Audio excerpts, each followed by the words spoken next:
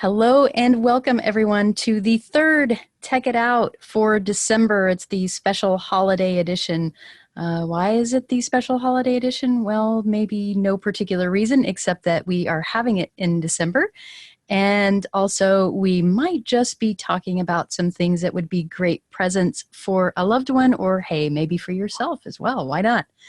My name is Ricky Enger, and I will be your host. I am a learning expert in assistive technology at Hadley, and every month we come together with Tech It Out to explore a selected topic and just give some general information on that topic and then open it up for the community to share in that, either to share resources or to ask questions and just exchange information. It's always a good time. And I am so very happy to be here. Let's actually dive right into the reason that we're here. And this month, our discussion is on smart assistants. So these are the lovely little speakers or devices that we can talk to and make them do our bidding and feel all great and stuff, at least about some things. Now, I don't think that they're going to take over the world just yet. There are some things that they're not necessarily super smart about. But there are some things that they are really, really good at. And we will find out kind of what each of those things are during this presentation. Now, I was thinking about this as I was putting the program together and kind of figuring out what I wanted to talk about and what I wanted to cover. Some of you are coming to this brand new and are not familiar with, what are these smart digital assistants? How do they work? What do they do? I'm totally new to this. And so for you, we obviously want to kind of let you in on the secrets and let you figure out just what all of these things do and how they can enrich your lives. But for some of you, you already have at least one of these assistants. And if you do, you understand one fundamental fact about them, and that is you have to wake them up. In order to do that, there is something that we call the wake word or the wake phrase. And rather than the assistant just kind of listening passively to you, it needs to be able to pick out this wake word or wake phrase and know when you're speaking directly to the assistant.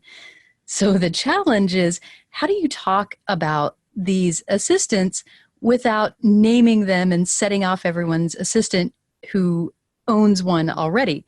So you will forgive me for using really cheesy or really creative, depending on how kind you're being, methods to not mention the names of these assistants during the program. So we're going to talk about three of them.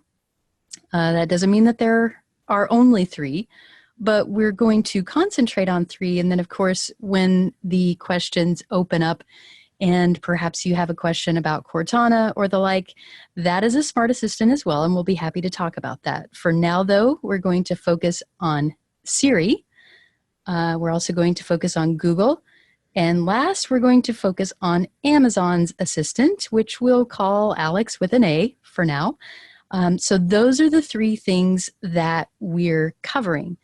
What I'd like to do before we really get down to the nitty-gritty is I've got about a 9-minute presentation that is pre-recorded where I kind of take these assistants through their paces and just give you an idea of how they can accomplish some of the, I won't say simple tasks, but some of the things that you might think of when you're thinking, what can an assistant do for me? So I will play that now and then expand on some of the things that we hear.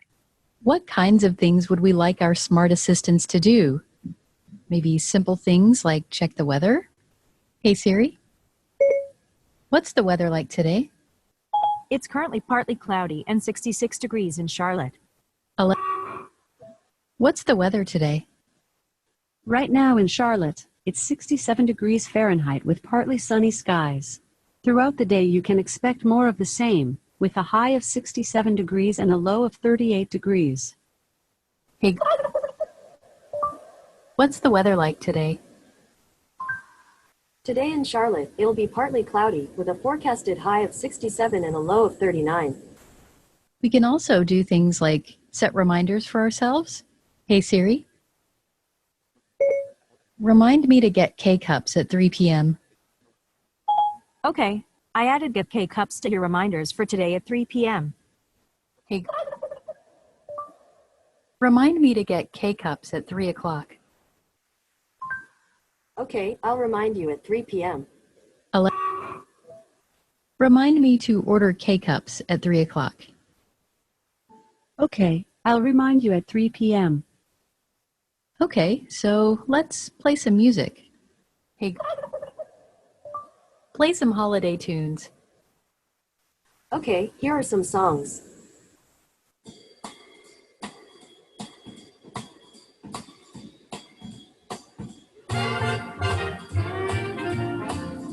Hey Siri, play some holiday tunes. You don't have any holiday music. What a Scrooge, just because I'm not subscribed to Apple Music. Play some holiday tunes. The station Holiday Favorites on Amazon Music. How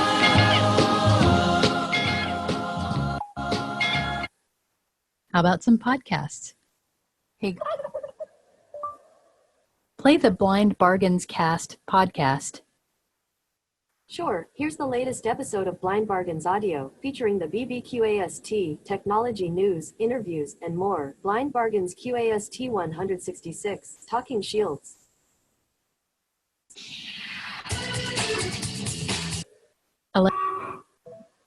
Play the Blind Bargains podcast. Getting the latest episode of Blind Bargains Audio. Here it is from TuneIn.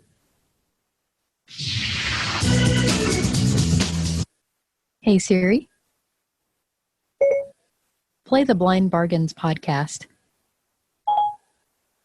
Now playing podcast Blind Bargains Audio, featuring the BBcast, technology news, interviews, and more. What about more complex things? Can my assistant buy something for me? Hey Siri, order K-Cups. One option nearby is Hong Kong Bakery on East Independence Boulevard. Want to try that one? No. Hey, order K-Cups. Sure, K-Cups. But first, do you want a quick run-through of how this works? Order K-Cups. One moment. Here's what I found.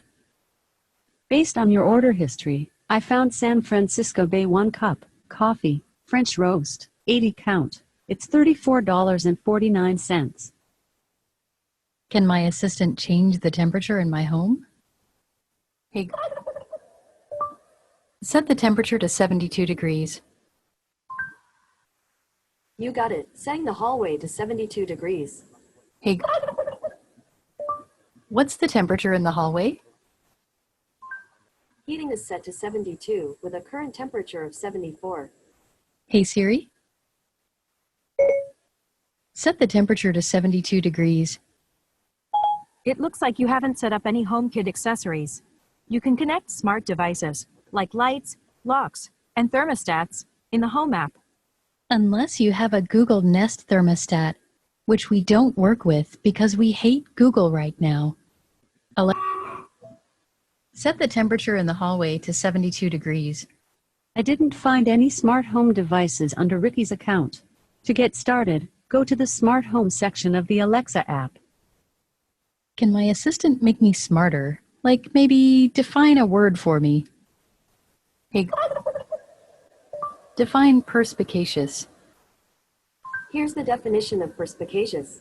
Having a ready insight into an understanding of things. Define perspicacious. Perspicacious is usually defined as acutely insightful and wise. Hey Siri, Define perspicacious. Perspicacious means having a ready insight into an understanding of things. Sometimes I've never heard a thing before and I wonder what it sounds like. Can my assistant help with that? Hey, what does a reindeer sound like? This is a reindeer.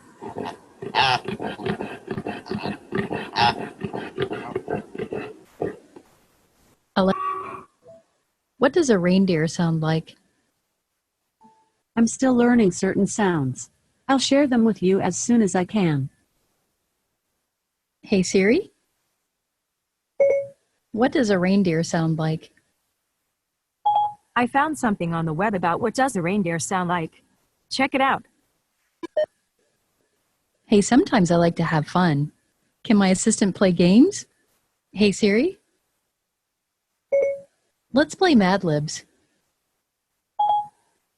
I couldn't find Mad Lib in your music. Hey, let's play Mad Libs. Awesome, it's story time.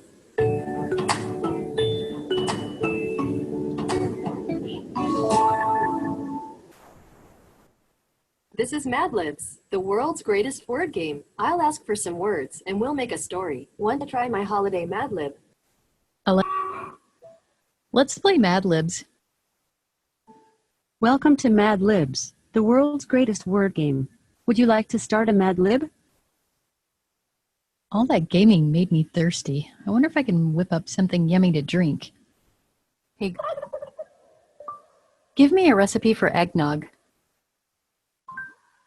Okay, I've got a recipe called homemade eggnog from Taste of Home. Does that sound good? Yes. Great, let's get started. Would you like to prepare the ingredients or skip to the instructions? Ingredients. There are 8 ingredients. I'll read them one by one. Let me know when you're ready for the next ingredient. The first ingredient is 12 large eggs. Next. The second ingredient is 1 minus 1/2 cups sugar. Give me a recipe for eggnog. Okay, for eggnog, here's a few recipes. Eggnog, eggless nog, pumpkin nog, vegan pumpkin nog, and lots more. Hey Siri, give me a recipe for eggnog. I found something on the web about give me a recipe for eggnog. Check it out. End of. Okay, what kinds of things would we like? We would mainly like not to start that presentation over again. So technical difficulties aside. So what we discovered there was that each of these assistants, number one, kind of has their own personality, right? And number two, have some things that they're great at and some things that maybe not so much. So let's take Siri, for example. Siri is really good at doing things for productivity, like say adding things to your calendar, reminders, even looking up where is the nearest Best Buy, for example. You can do that with Siri and not really have any issues. You can play music with Siri, certainly, if you either have music in your iTunes library or if you are subscribed to a service that Siri supports. Now, the cool thing about Siri is that you'll notice I didn't have to do anything weird about Siri. I could just say, Siri, or specifically, hey Siri, and she'll go off now. But I could say that, and she would respond.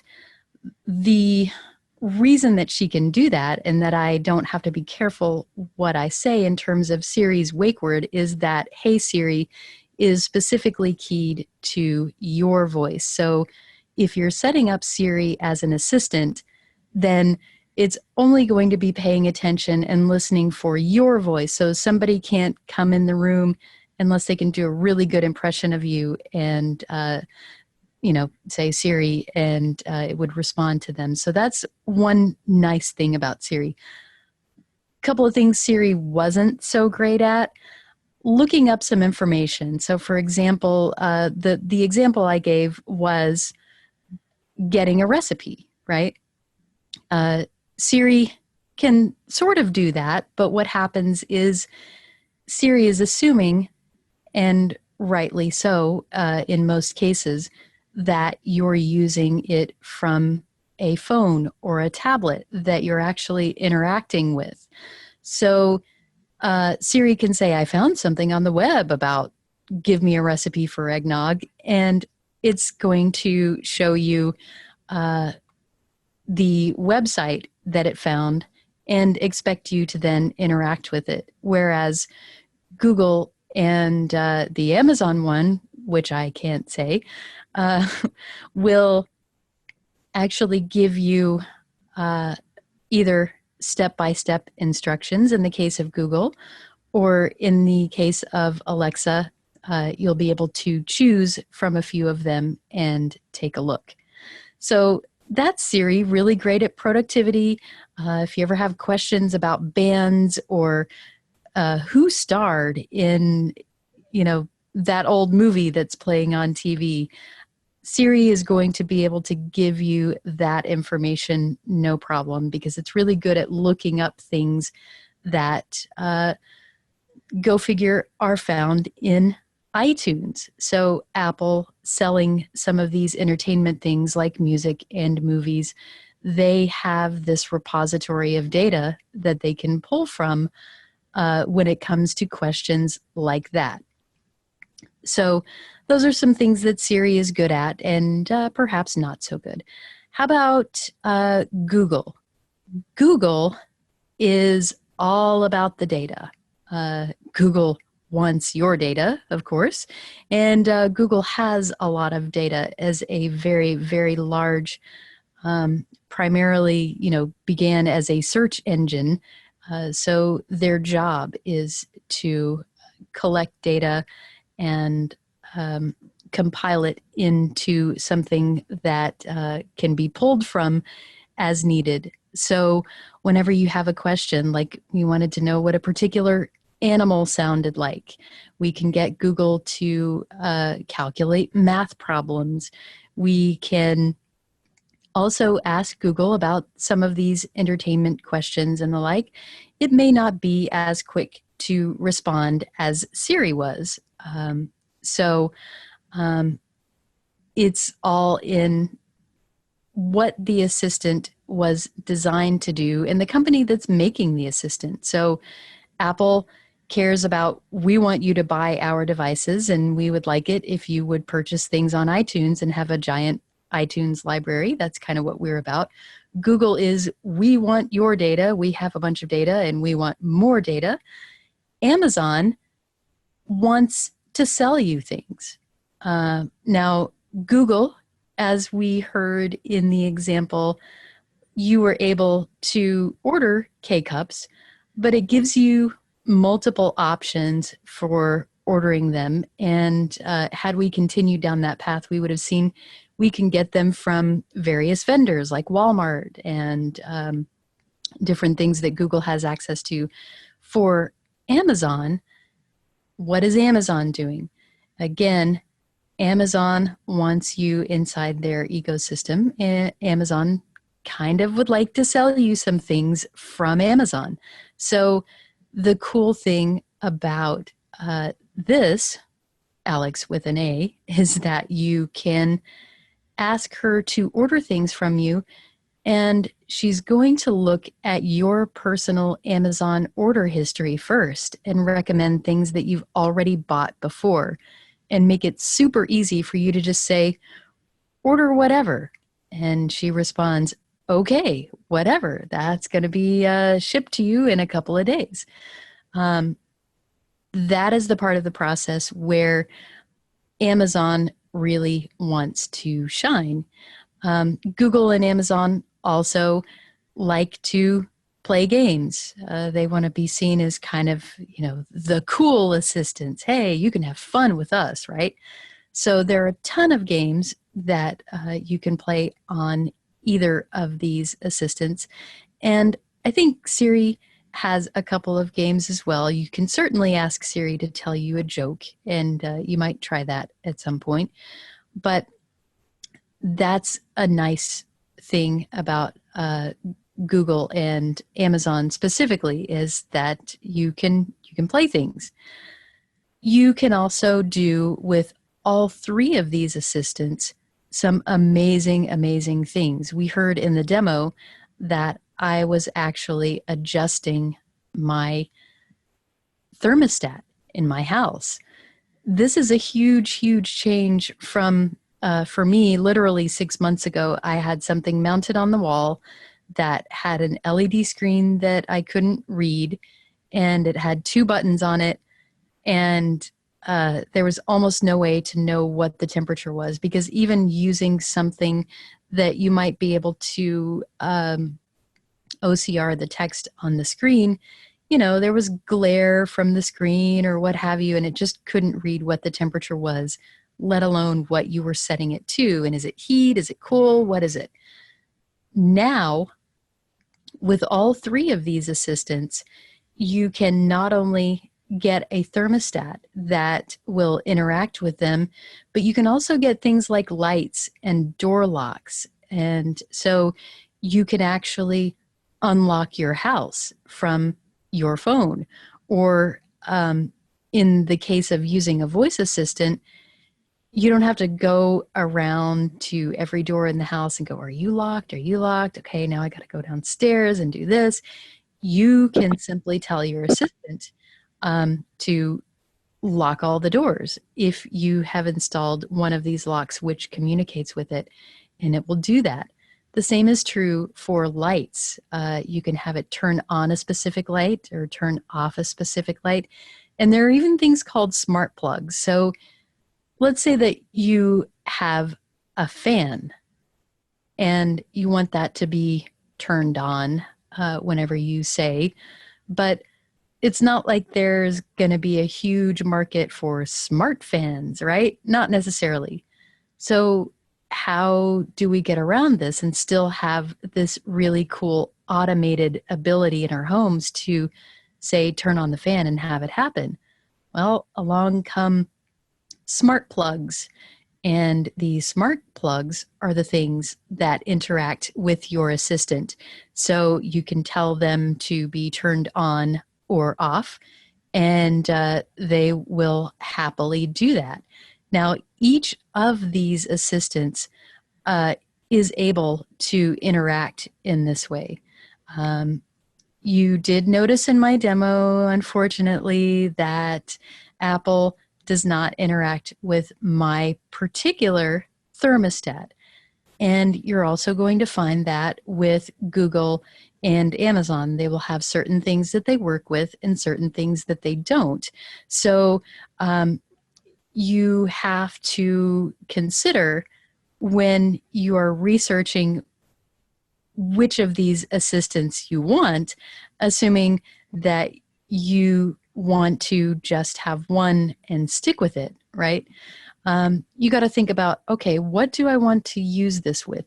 And if you say already have a, if you already have a Nest, then perhaps you don't want to use Siri for all your assistant needs. You might want to also purchase something that's powered with one of these other 2 assistants.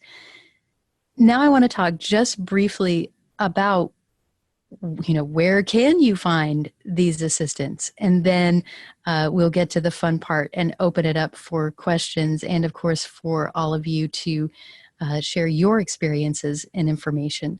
So again, where are these mysterious assistants? How can I get one? There are multiple ways to do that. So for Google, it has inside the Google universe a couple of different speaker sizes. There is the Google Home Mini, and then there's just the original Google Home, which is, it bizarrely looks like, if you've ever seen the Renewsit air fresheners that are kind of narrow at the top and wide at the base, and they're like this oval thing. It looks very much like that.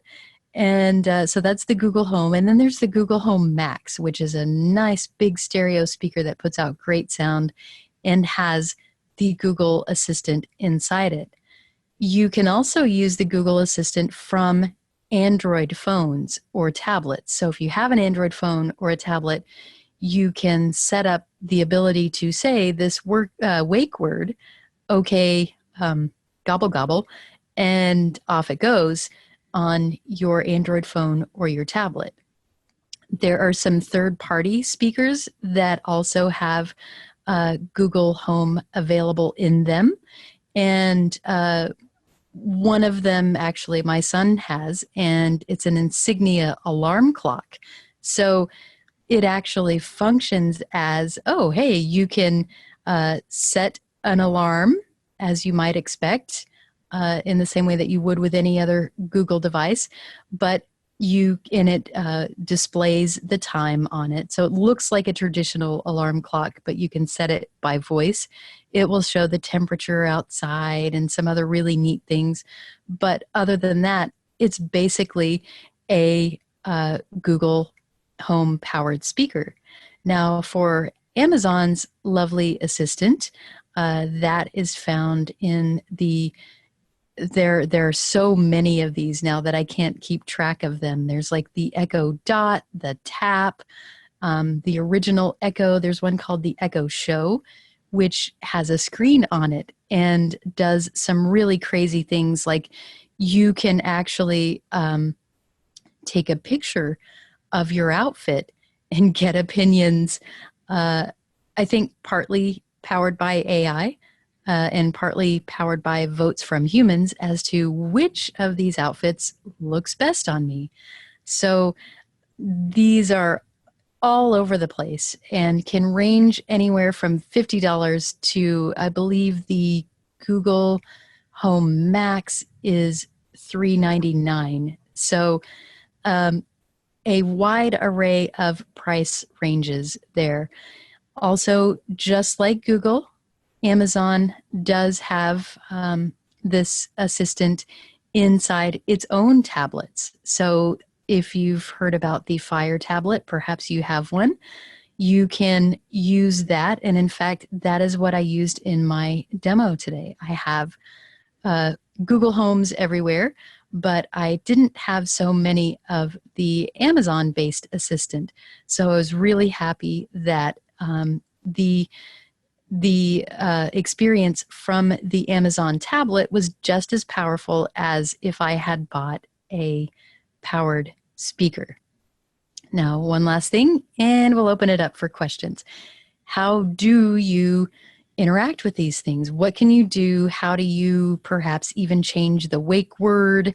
How do you look at something that it says, hey, I found this on the web. Now you can find more in and the answer is Google Home app or the Alexa app.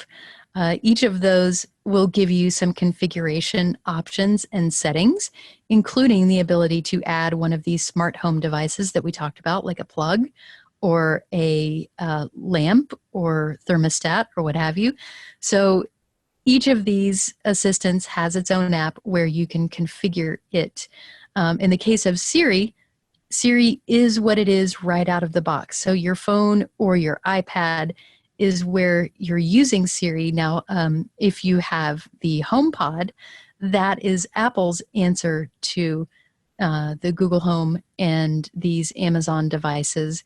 And it also is powered by Siri. But when you're looking to how to configure Siri and what can you do with it, and can I turn on Hey Siri to do this hands-free, all that is going to be found in the settings of your Apple phone or tablet.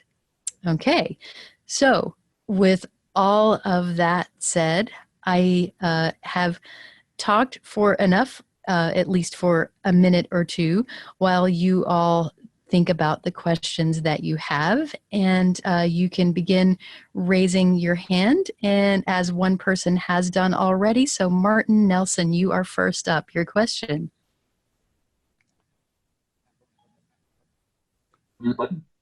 There you go. You're unmuted. Okay.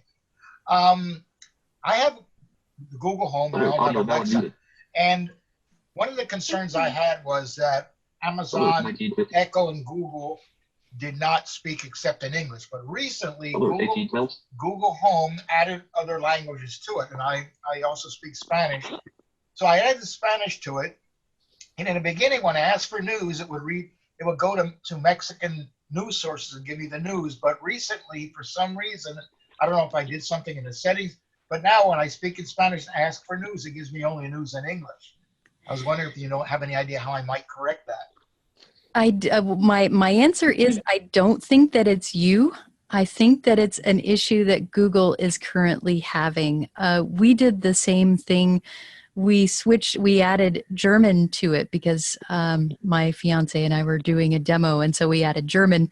And now it will randomly speak in German when not asked, and it doesn't always do it when you do request that. So I think we started seeing this about 3 months ago, and it appears to be an issue within Google. They're changing some things. As you might know, they recently re-released the Google Home app, and it's not quite as good either. So I think they're doing some things behind the scenes. I don't immediately have an answer for how you fix it, but I can say that it's not just you experiencing it. Okay, thank you. Alert, the host has acknowledged your raised hand. Okay, let's see, who do we have next?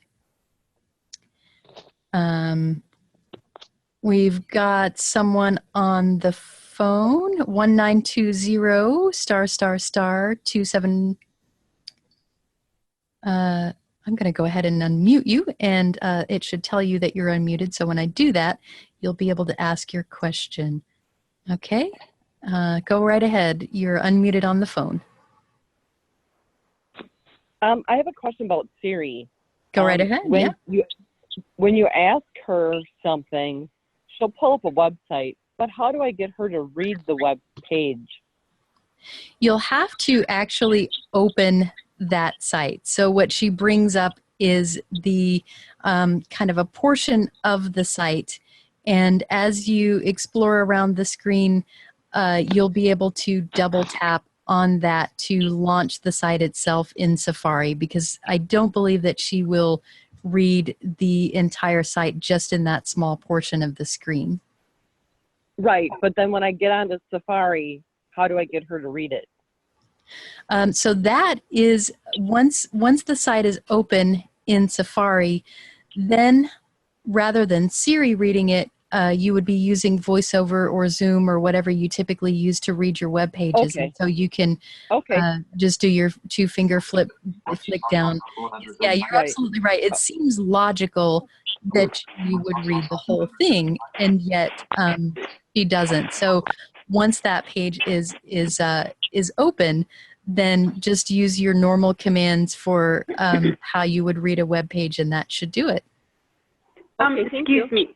Excuse me, I'm sorry. I wanted to mention something about that because I've had some luck. It doesn't work all the time, but I have had some luck in getting Siri to read stuff. Okay, and great. I wanted to pass it along.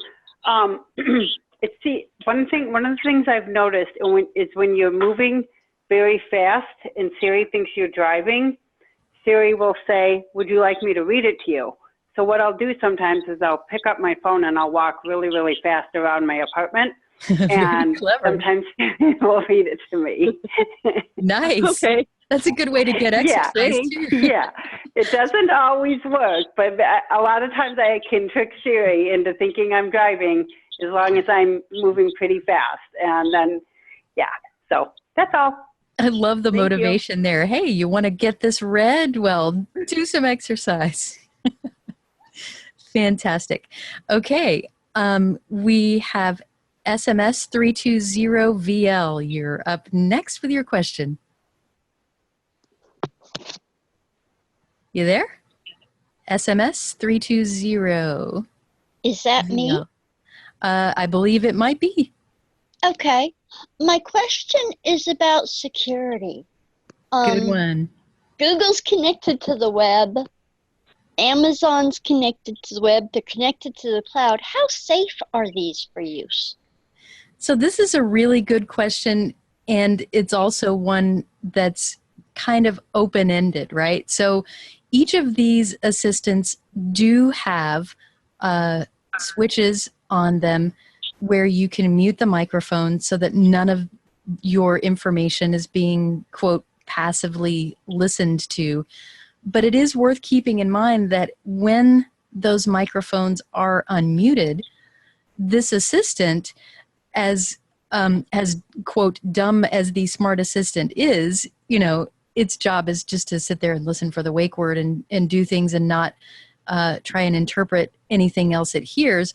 But the fact is that you don't have any assurance beyond your trust in the company and the terms of service that they've spelled out that your information is not being used.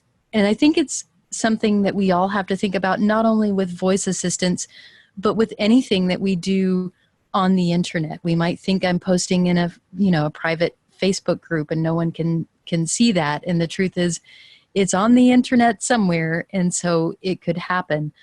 I will say that in general, it seems that the companies are being good stewards of our data thus far. There have been instances where Amazon actually came up in at least one case, and I think two, where very unfortunately there was a violent crime committed, and that was actually recorded by the assistant, and that data was turned over to law enforcement. So it does exist.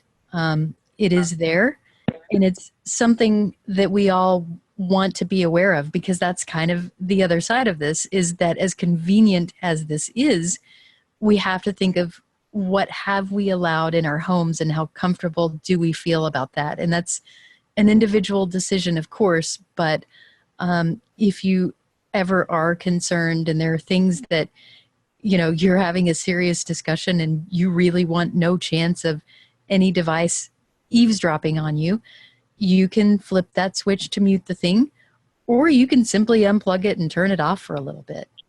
So great thing to keep in mind and a great question to ask. A follow-up question on that. How Yes. hackable are they? The answer is that everything is hackable, but there really hasn't been anything publicly stated about, you know, someone broke in and did this or that or the other. And it's a concern that you kind of want to have, especially if you have door locks that are electronic. This is something that you think about. But because it's such a serious issue, there have been significant steps taken to ensure that they aren't hackable. The unfortunate thing is that we can't say, no, they absolutely aren't hackable, but we can say with a reasonable degree of certainty that it's very, very difficult to do so, and it hasn't happened yet. Okay, thank you. You're welcome. All right. Next, 587 on the phone. 587 on the phone, or 1587. I'll try and unmute you, and let's see if that works.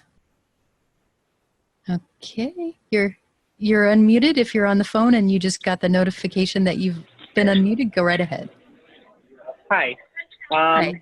So I just got my Google Home Mini, but I'm surviving greatly in the Apple atmosphere. And I'm wondering if you can give me any kind of quick tips of how to, like, if there's any way to kind of port my iOS calendar and contacts and such into Google Home, so that way I can, you know, ask Google Home for the same information that I've got to dig around for on my phone. That is a great question. And for me, the answer is that I primarily still live in Apple for calendar and contacts and the like, because Apple is so great at it. But you can use Google Calendar using the Google account that you've configured your Google Home Mini with. If anyone knows of any tools that kind of does a nice export of your existing calendar and contacts to Google, I know they do exist. I just don't know one off the top of my head. But that is the method that you would use to kind of move universes, so to speak, is that you would get more comfortable with Google Calendar. And the great thing is that even if Google Calendar seems a bit cumbersome to use on the web or on its own, you can add calendar entries, you can add reminders and things like that from the Google Assistant. So I wish I could be more helpful in giving a tool that would do that import-export, but that will at least kind of get you started down the right path. All right, so next we have 816 on the phone, please. Hi, this is Kim. Can you hear me? Yes, ma'am. Okay, great. I had a couple of questions. First of all, I wanted to know how accessible Google Home was to set up. Amazon was very accessible to set up. I have an Amazon Tap and love it. I'm thinking of getting a Google Home Mini. So first of all, how accessible is the Google Home Mini? That's my first question. And then my second is a comment. Another question. I also have an inaccessible heating and thermostat right now, and just like you did. What was the process that you used to get your thermostat accessible? And then the third thing is I have a comment. If you want to avoid the whole privacy issue, I got an Amazon Tap. And that means that, basically it's, the equivalent of remote control versus going to the television and actually changing the channel. Well, it's worth it to me. I step over to the Tap, press a button, it goes beep or the equivalent of beep, and then I can ask my question. So that's how I've ensured my privacy up to this point. That's an excellent point. The Amazon Tap is, I believe, the only one of its kind, with the exception of Siri if you don't have Hey Siri turned on. So with the Tap and with Siri pressing and holding the home button, each of those are user tasks that are initiated by the user. And so the data that's being sent when you activate these things. So to your questions, both awesome. Number one, the Google Home setup was really quite easy to do when I set it up, and I've most recently set up another one about 3 months ago. With that said, the Google Home app has recently had a bit of an overhaul, and the setup process is still fine and still accessible. There are just some settings within the Google Home app, and I won't call them inaccessible. I will say that the app is not nearly as user-friendly as it previously was. So for settings that you want to configure from your Google app, just be aware that it might be a little bit of a not straightforward experience. Now, secondly, the thermostat that I got, I purchased a Nest, and the manufacturer requires that you set up a Nest account. So the thermostat itself is communicating with the Nest service online. And then once that happens, you go into either the Google app or the Amazon Alex with an A app and go to the smart home devices. And whenever you choose the brand that you have, whether it's a Nest or there's Honeywell, there are any number of them. I think Samsung even makes a couple of thermostats. When you choose that, then it takes you to the service which you've just set up. So for example, the Nest service, and you log into that service and provide permission from the Nest service for your assistant to interact with it. And then you're all set. How did you get your Nest hooked up? I unfortunately had to get my air conditioner replaced. So while they were doing that, they mounted it on the wall. And when it first comes on, it's not a fully accessible experience. So you actually have a QR code that you use your phone to basically scan for the QR code on the device so it knows, oh, this is your Nest. That was the only portion that was, I won't say not doable by me. If I had to, I probably could have, because it's scanning for a QR code. So if you're holding your camera nearby, then it is looking at the screen and will probably eventually find it. That's how it works. And with all that said, I was glad that the person who had mounted it on the wall was also able to hold the camera and do the QR code, and then I was able to do the rest.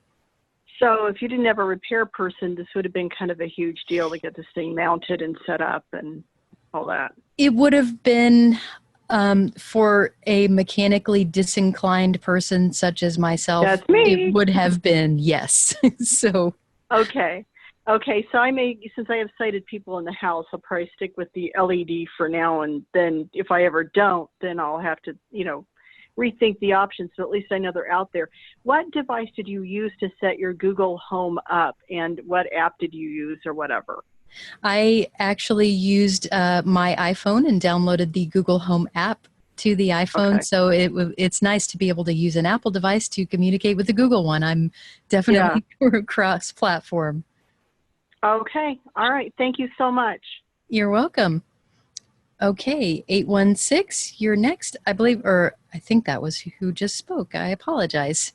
Let's try 810. 810 on the phone.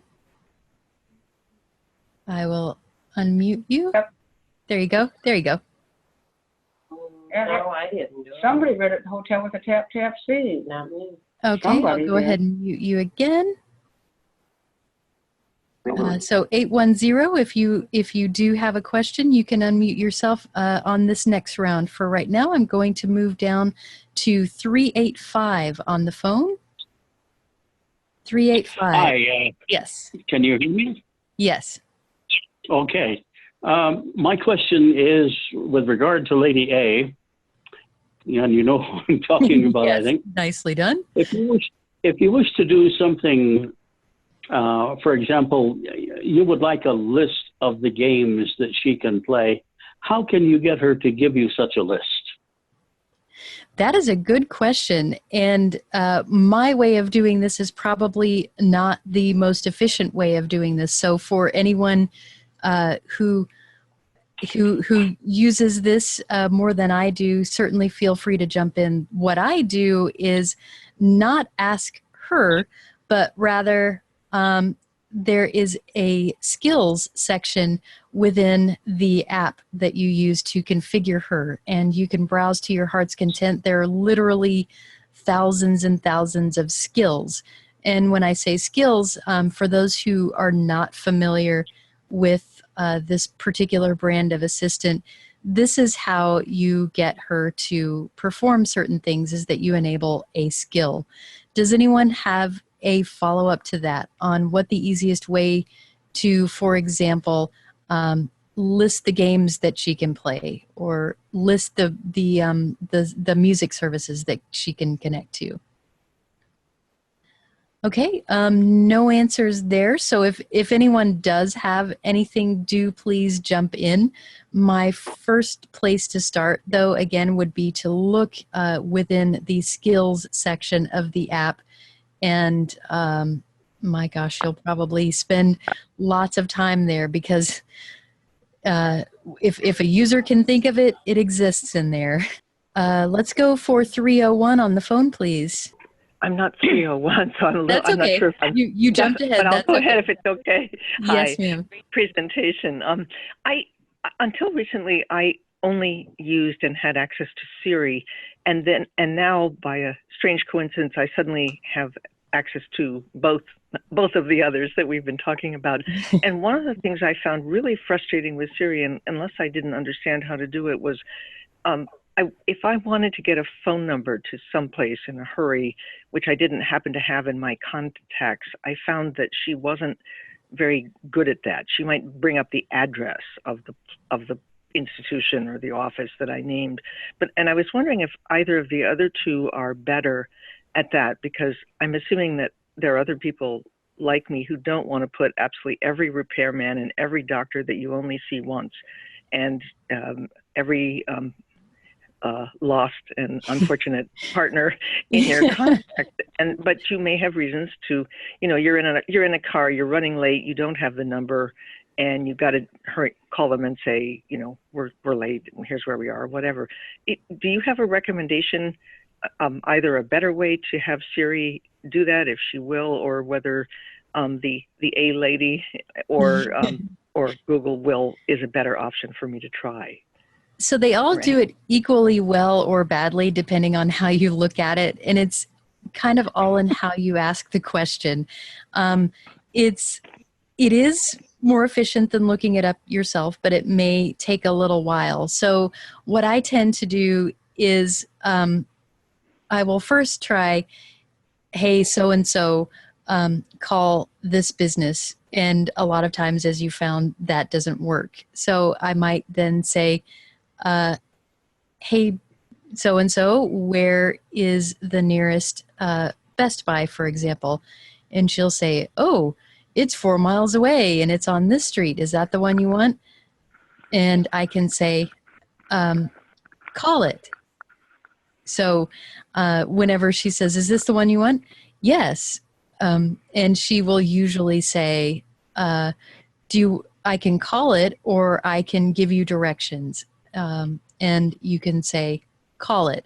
And it works similarly with the other two, in that you have to kind of specify the business and unfortunately get through the address portion of it first before really getting to the meat of the thing, which is, I just want you to call it. Yeah. Well, thank you. You're welcome. Okay. Excuse me. Also, real quick on that. Yep. I have also had experience with that, where sometimes Siri will say, do you want the address? And I'll say, no, give me the phone number. And Siri will read the phone number out loud. The only problem, I actually just called tech support at Apple and reported this. They read the number really, really, really fast. And like for me, I like to call from a landline when I'm home. And so that makes it kind of difficult. But you can say call it, and it'll call it from your phone. And then what I'll do is, if I want to, then later, sometimes I'll just hang up, and then I'll have it in not in my contacts then.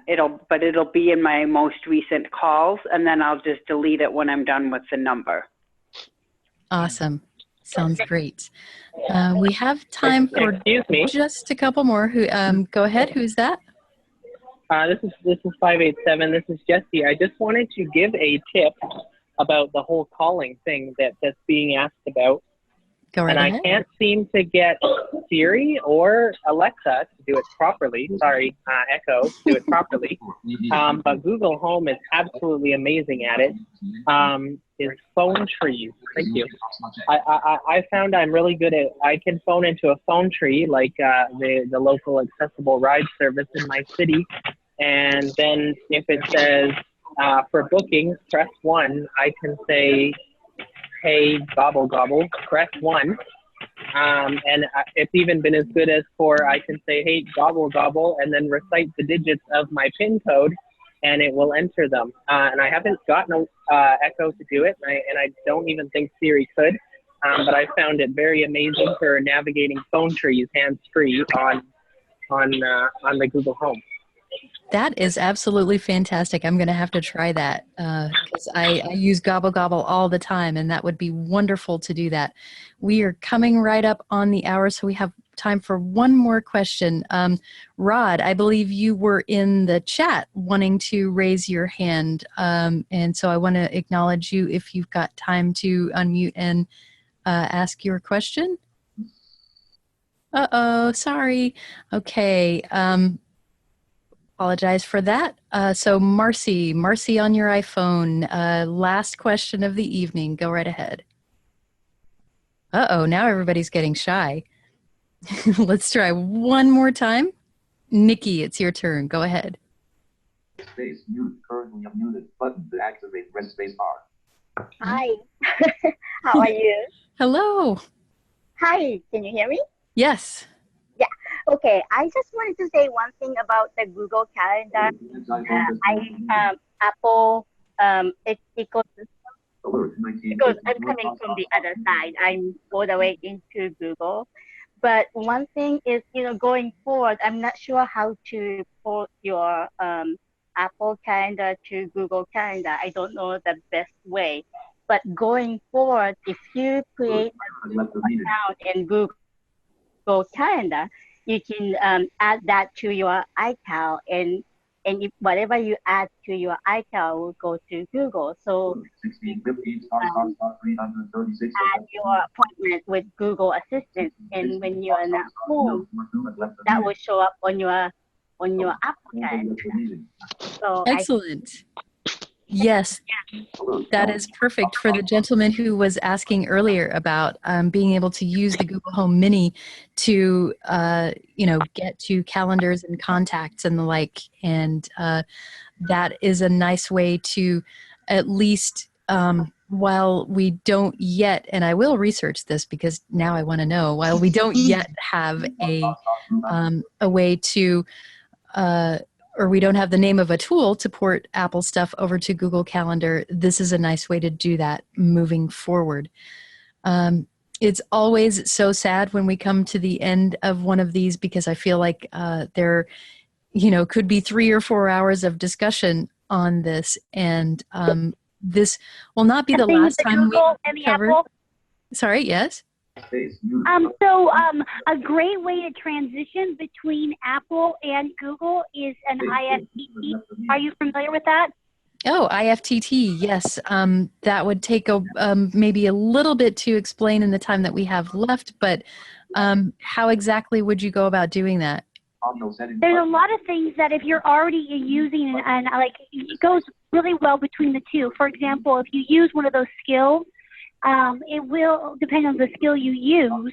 You can enter something in an iOS calendar and it'll automatically input into your Google Calendar, or vice versa, as well as contacts. You just have to find the right skill. So if you do a little bit of research about IFTT, it's a good way to transition because you can kind of use both at the same time.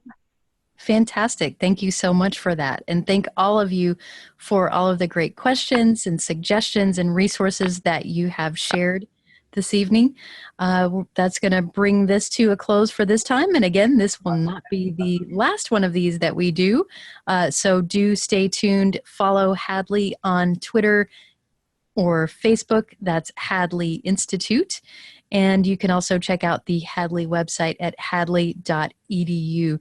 Thanks again, everyone, for listening, and thanks for joining. And hopefully you will tune in to the next Tech It Out. Until next time, see ya.